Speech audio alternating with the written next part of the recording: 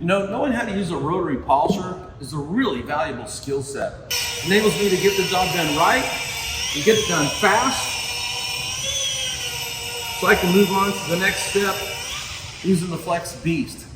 When you take one of our detailing classes, on the first day, I'm gonna have this polisher in your hands, okay? We don't sit in chairs and watch PowerPoints. We start out using tools, and the first day, you learn starting with the Flex PE14 cordless rotary, usually working on something really cool. I got a class coming up in September at Oconomowoc, Wisconsin at Lake Country Paths. They got a beautiful training center there.